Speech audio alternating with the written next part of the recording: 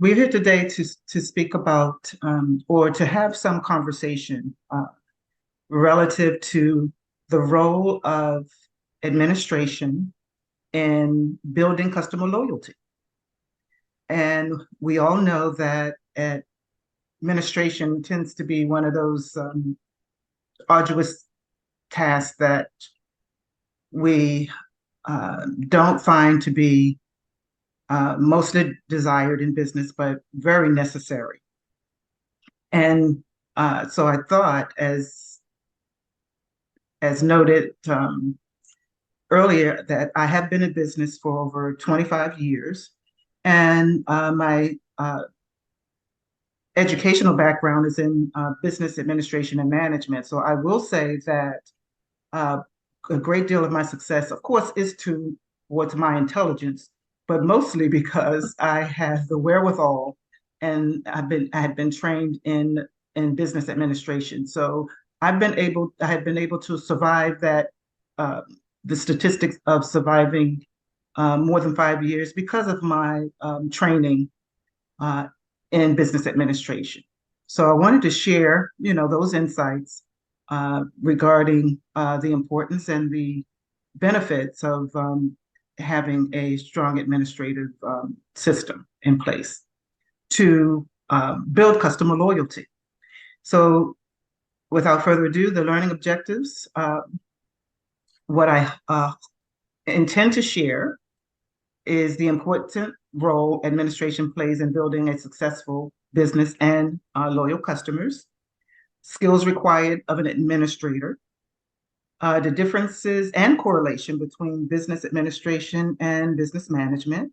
Sometimes they're used interchangeably, and there's a good reason why, because there is correlation, but there's also some distinction. And last but not least, why effective business administration and management are essential to building customer loyalty. So next slide, please.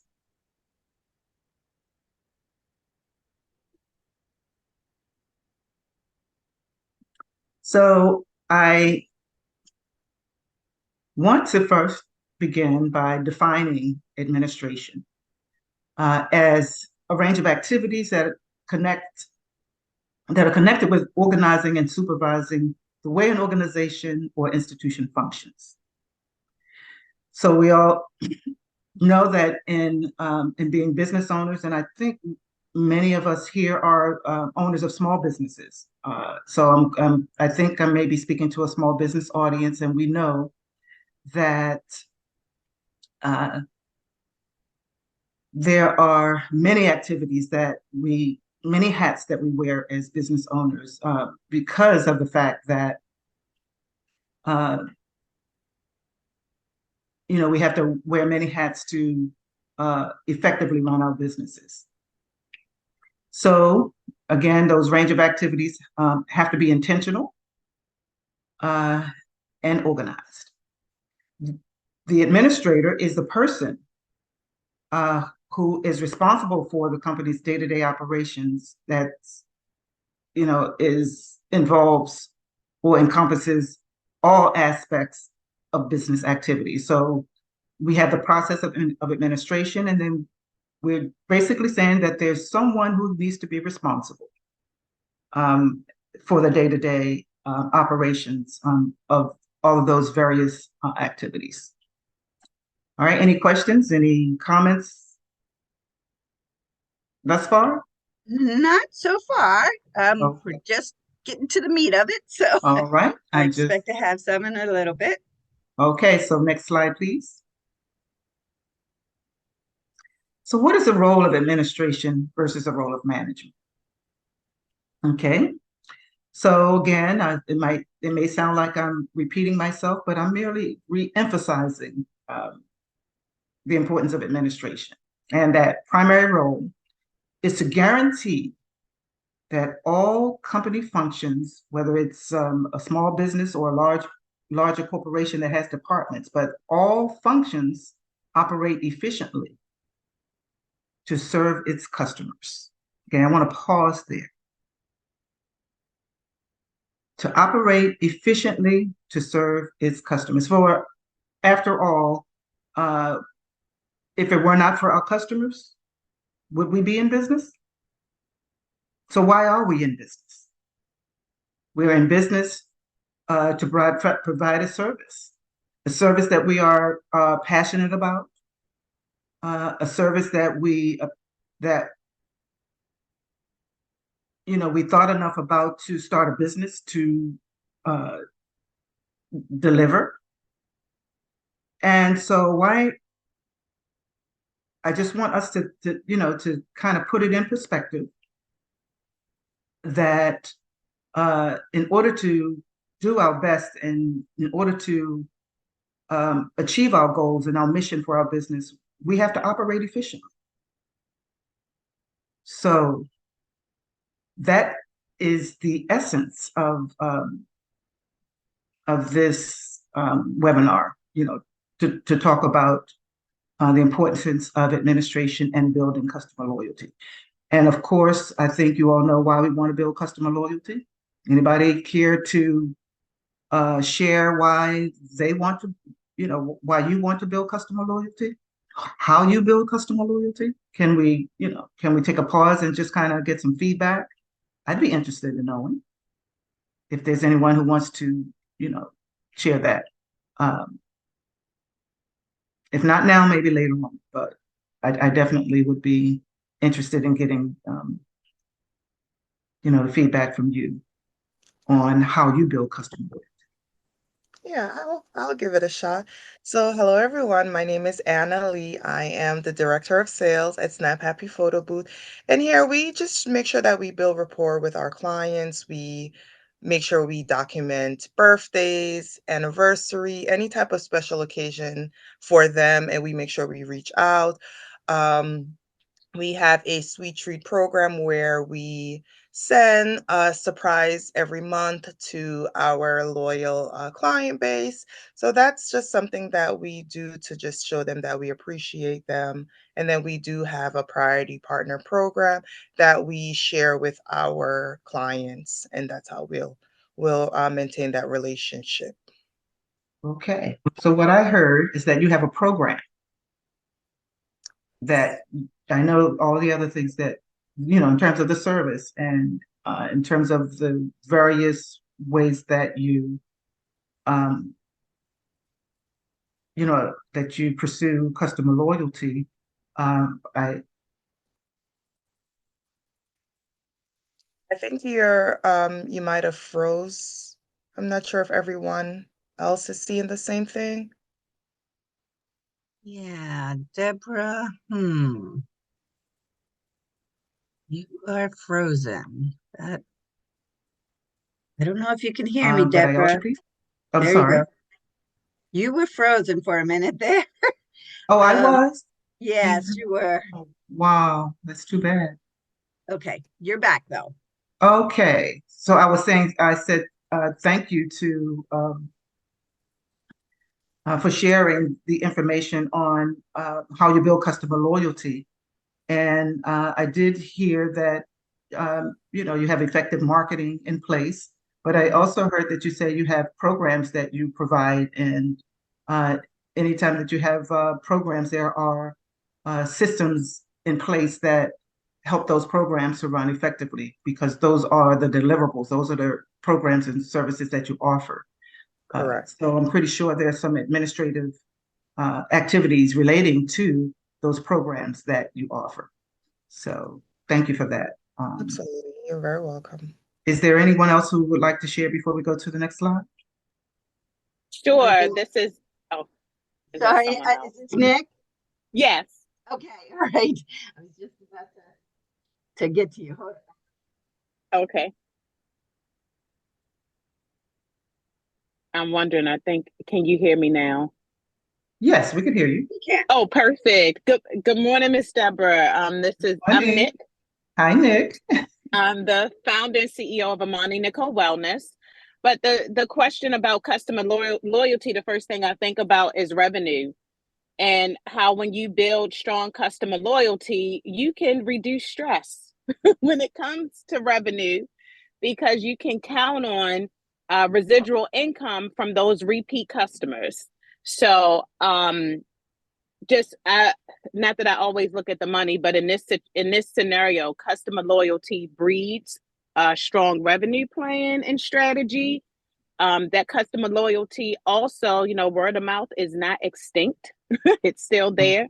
So when customers are loving us, they're more likely to refer people who they love and care about to us as well. So I look at customer loyalty as an opportunity to increase revenue with less stress. Okay. Thank you for sharing that as well. Anyone else want to share in terms of examples of customer loyalty and as it relates to providing your services? And how you are able to do that through efficient operations. I don't see anybody right now, Deborah. I would like to ask, because people are kind of jumping in, so we don't want to be on each other. If you could raise your hand and we'll get to you as we can.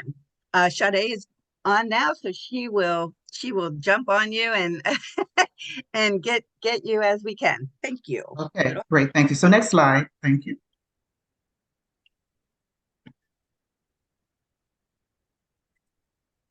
Okay, so what is the role of administration versus management? I spoke earlier about the objective to show the correlation, yet the differences between the two. And when we think about business management, the focus is on managing people who oversee the operational process. The manager motivates the workforce to help them understand the organization's aims and the organization's goals. And it's important that business management is important so that it keeps everyone on the same page, understanding what the goals are. If your workforce understand what the goals are, everyone is on one accord as it relates to servicing the customer. And so the business manager focuses on the people aspect of the operational process, whereas business administration provides that roadmap, which I'm sure we all know about those standard operating procedures, which are so necessary to ensure that that roadmap ensures that everybody has the same understanding, the same understanding of the processes, the same understanding of the delivery system, the same understanding of how your business does what it does in terms of service delivery, how you set yourself apart. And so I felt that was very important to, show both the correlation and the distinction between the two. So next slide, please. Okay, so now here comes the fun part. The functions that play a key role in building successful business. Customer service. Again, it is about the revenue, partially because you're in business, because you have a passion to provide a service, but you're also, there's a lot of energy, and a lot of synergy in being able to render a service and receive compensation or receive compensation that speaks to the value of what you're offering and what you're providing. So there's a level of satisfaction in being a business owner because you are able to offer something of value and be rewarded financially and otherwise.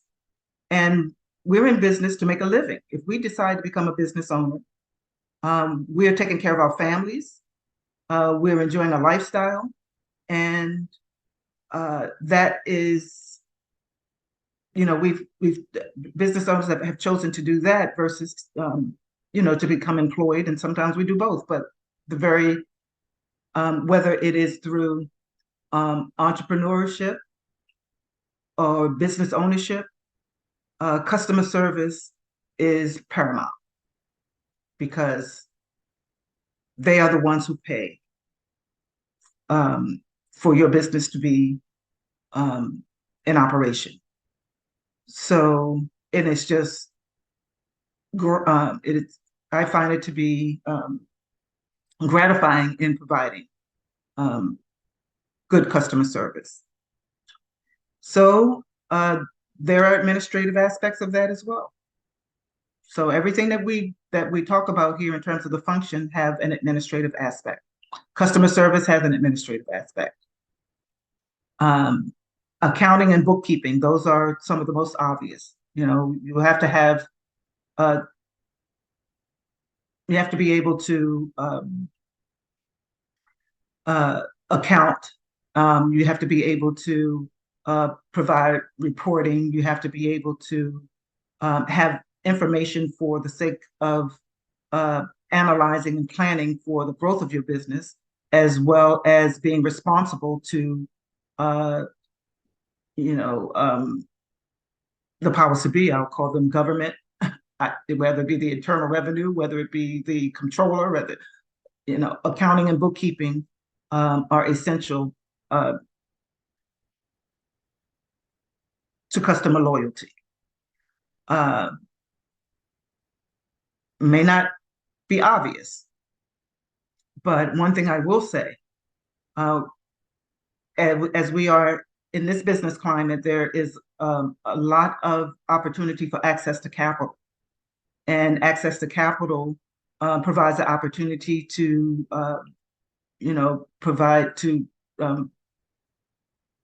expand your business through new customers that could be either the private sector or the government sector.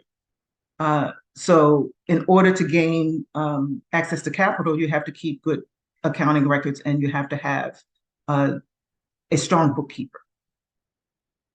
Okay, I think someone mentioned earlier about the programs that you offer as part of your business. If you don't offer products, you may offer programs, or those programs or projects that you have to be implemented.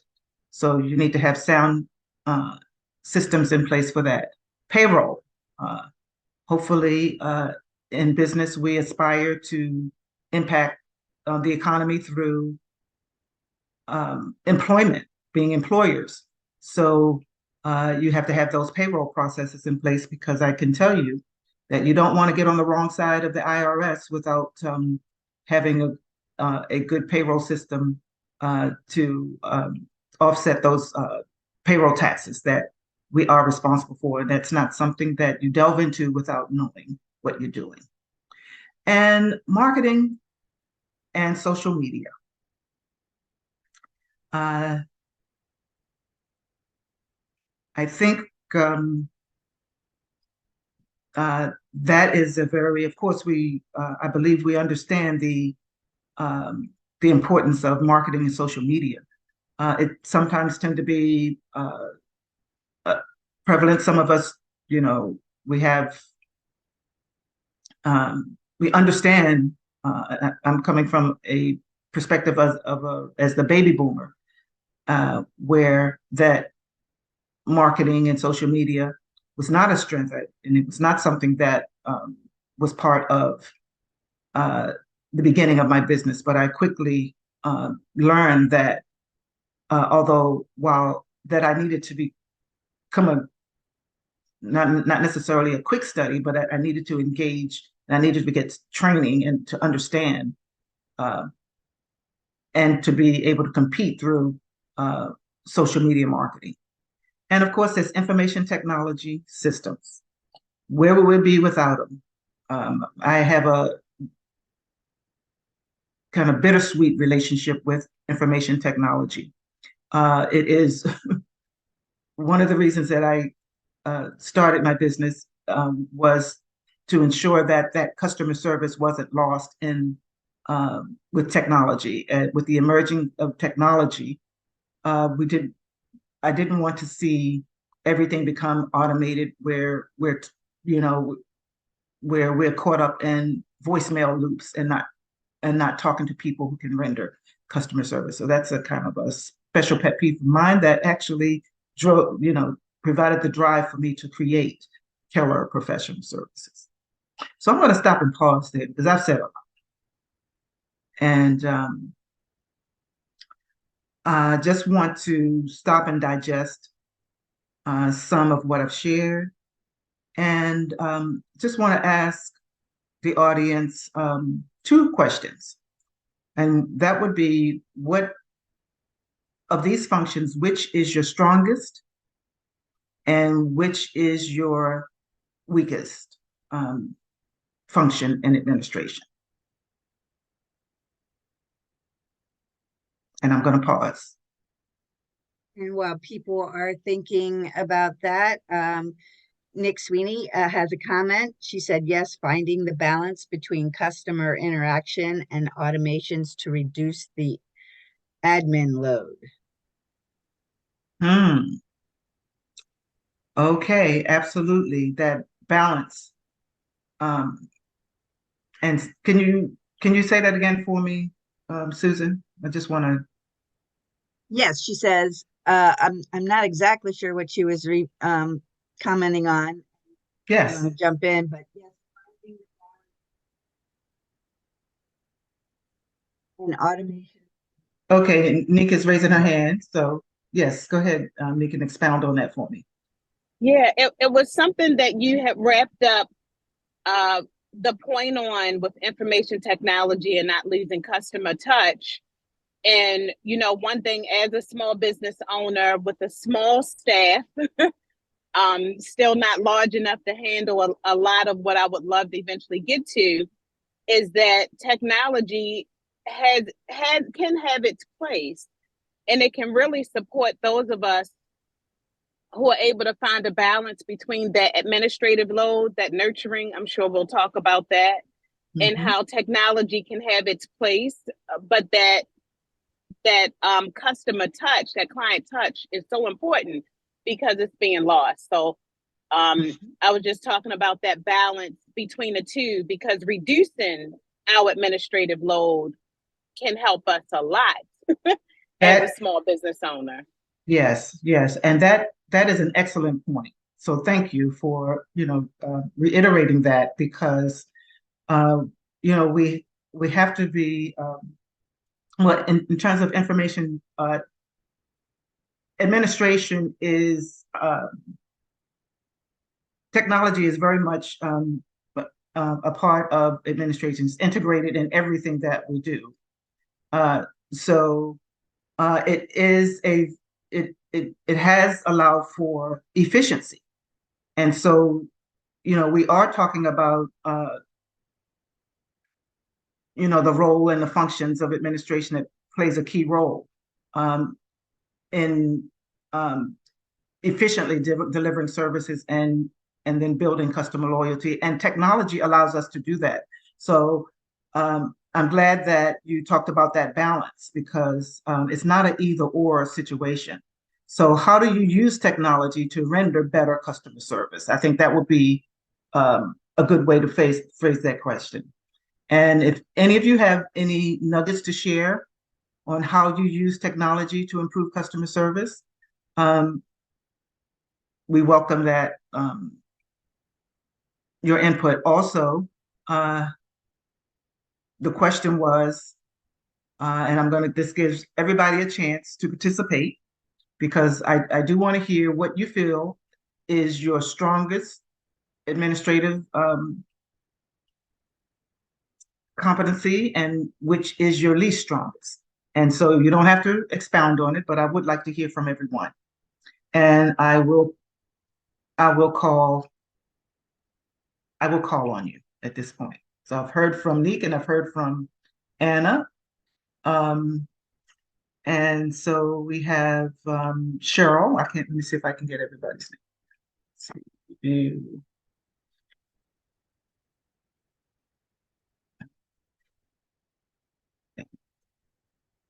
Okay, so is it Cheryl? Can you share with us, Cheryl?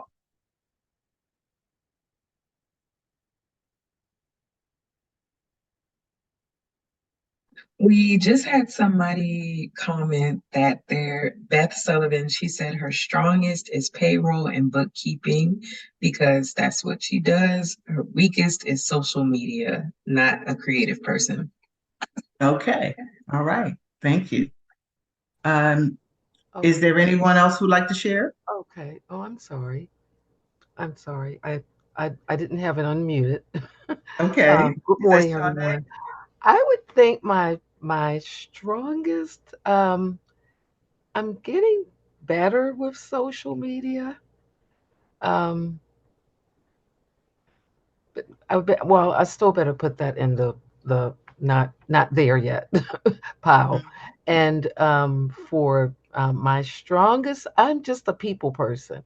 I Mhm. I like I like meeting the people. I like assisting, and so probably I've learned how to kind of back away because I can probably give too much help sometimes. But I think that would be my strongest. Okay. Thank you. Thank you. And I see there are comments in the chat. We did get to those as we were waiting on people. Oh, a new one just came in, actually. A couple new ones. came in. Mindy Green says strongest is accounting and bookkeeping and accounting and bookkeeping, and weakest is information technology systems. Okay. And George Conley says strongest here is social media. I find that making a calendar and reviewing it, finding a good scheduling software platform helps. Okay. So that's a good tip from George. Mm-hmm. And Alyssa says Pinterest can help with social media content. Mm-hmm. Okay. Great. So good to know I'm not alone in the social media and marketing area. Uh, so we're going to talk a little bit later about how to balance everything out, how to strengthen those areas that we ourselves are, don't have the skill set in or the competencies for. All right. So next slide, please, Susan. Okay. So here we're looking at the skills required of an administrator. So we've already said that the administrator is the person that is responsible for the day-to-day operations of the company, and that the business manager and the business manager is the person who oversees or works with the workforce and motivating and making sure that they understand what needs to be done. And that administrator and the business manager and the administrator can be the same person. And oftentimes it is the same person, but I'm showing them separately as a function. But 9 times out of 10, if you are the business owner, you're wearing both hats. So just to clarify. The skills, communication. Woo. Just when we think we learn how to, I'm speaking for myself. Communication is multifaceted and it's very complex, and it has a lot of different components. But it is a skill that is essential to good administration. So communication is actually a discipline. Um, you know, it's a major in college. Some people major in communication, and there's no surprise that that should be a discipline because it is in and of itself. So it's just a matter of being aware of the importance of communication and what kind of communication systems that you have. And what is your culture of communication within your organization? Because that is that culture of communication that is going to extend both internally and outside of your organization, and it does definitely impact customer loyalty. Flexibility, patience, leadership, problem solving. We're always, well, of course, I'll just walk through. Flexibility is, keeps you sane and less stressed. Patience is important because we are customer oriented. So if you're going to be customer oriented, patience has to, you have to pack your patience. And that's a term that, of course, I think we're all somewhat familiar with. Leadership. Everyone is a leader in terms of your role, but in administration, there, as a sole proprietor or as a small business owner, sometimes, we may have one employee, we may be a sole proprietor and we don't have any employees, but I can trust and believe that you work with vendors, you work with, of course, you may have volunteers, you have friends, or you have people who support you. And leadership just speaks to, how you show yourself as a reputable business owner. So, it's no surprise that I find myself affiliated with the Better Business Bureau because I've always been very cognizant of integrity, integrity in your business. That speaks volumes when you're building customer loyalty, and that is what BBB is all about. Showing that you are a business of integrity who can deliver what you've promised to deliver. So that's the leadership. Solving problems, we are masters as business owners in problem solving, and as a consultant, I make a living solving problems. So I like that. Attention to detail, and if you're not that person that has that attention to detail, as a business owner, the importance of attention to detail. And so there's looking at, how you dot the I's and cross the T's, and that you have some help in doing so. Time management and organization. So managing our time. We know as business owners and in life, if you are conscientious, or if you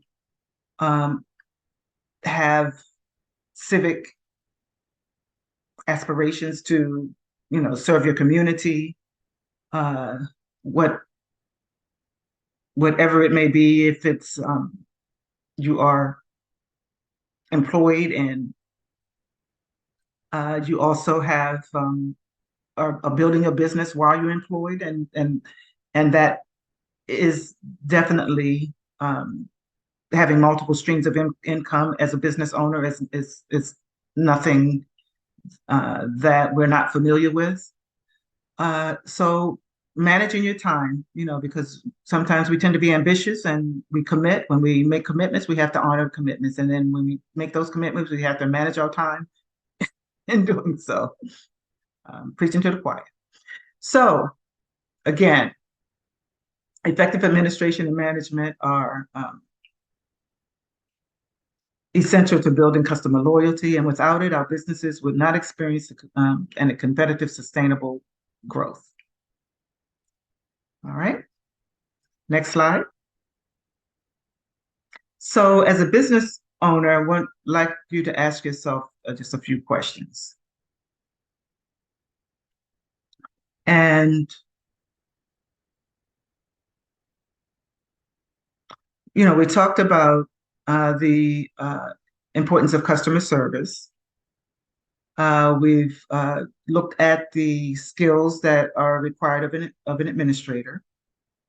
We've talked about, we've looked at the various functions of administration and have identified, what our strengths are and what our non-strengths are in terms of administration, what things, what areas we, are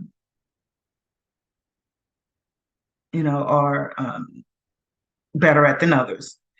So I've just posed a few questions that I thought I would hope that would be thought-provoking for you as business owners. And that is to ask yourself, what are my customers complaining about? Many of us have on our websites, we take polls on, customer opinions and just showing getting feedback, allowing our customers to rate our performance and, just give us feedback in terms of how we could do business better. And so hopefully you're asking questions, or you're seeking these questions, or providing a avenue for customers to give you feedback, either through surveys or how you choose to do it. Find out how can you serve your customers better and more effectively, and also allowing your employees, if you have them, to have input and feedback into those questions as well, and how things can how you can do things better. What systems and procedures do you need to put in place to do so, to render better customer service? What are your company's strengths and weaknesses, which we already talked about? Do you need to seek outside expertise to better serve your customers? So I want to pause there, because none of us are experts in everything.